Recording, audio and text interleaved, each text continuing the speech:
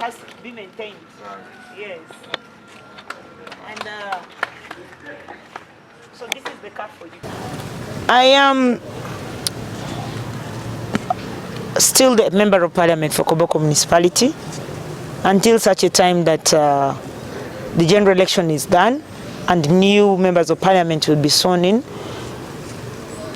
My interest of buying this ambulance was to support the health sector. And I look majorly on the side of the women, because so many women have been delivering with the help of traditional birth attendants.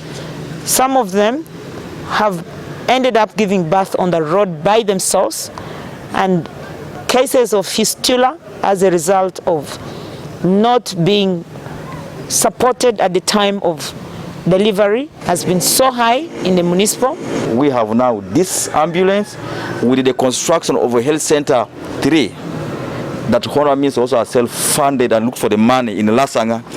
We must be able to have now if this is solved. And we want to thank you so much for this donation.